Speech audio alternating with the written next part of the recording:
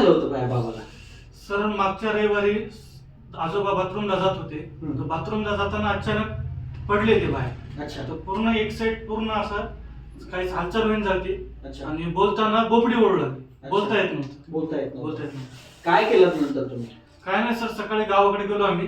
आजोबांना आणलं, तुमच्याजवळ आणलं. तर तुम्ही पहिले एक डोस दिलता. Yes. त्याच्यानंतर तुम्ही सिटी स्कॅन वगैरे करा म्हणजे आम्ही हिंगोलला गेलो. सिटी स्कॅन वगैरे करून आणला.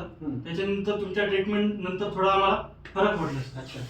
बाबा माझ्याकडे जेव्हा आणलं होतं तेव्हा काय कंडिशन होती बाबाची? ही एक साइड उजवी साइड पूर्ण हात तेवढं काम करणार झालता. अच्छा. उजवा पाय उचलणार झालता पाऊल टाकताच्या म्हणजे वेळेस. एका साईडला पूर्ण पॅरालिसिस झालेलं होतं Paralysis बाबाला. झालं. आणि आपण जेव्हा सिटी स्कॅन केलं तर ते मेंदूमध्ये नस दबलेली होती तेव्हा. ठीक आहे. बाबाला फरक किती वेळात पडला होता?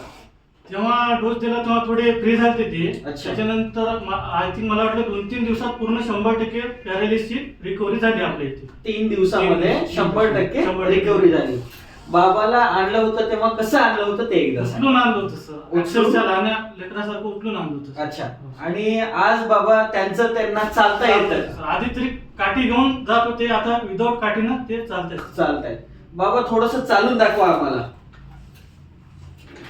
या हळू या. त्या दिवशी सर पूर्ण एक साइड काहीच नव्हतं, काहीच कामच नव्हतं. नव्हतं. अच्छा. अक्षरशः चालत आहे ते. या बाबा Without इकडे. हेच. अच्छा. कसलाही आधार न घेता चालत आहे. अच्छा. आणि बोलणं पण बोबडं होतं? त्या दिवशी काय बोलताच येत नव्हतं सर. अच्छा. आता बोलता येते का बाबा? तुमचं नाव काय? माझं नाव चतुर आहे. चतुर. गाव तुमचं? लक्ष्मण टाटा. आता बरं वाटत आहे का तुम्हाला? हो, बरं वाटत. अच्छा. ठीक आहे. चालेल. बरं वाटायला म्हणून तू पण आलो ना.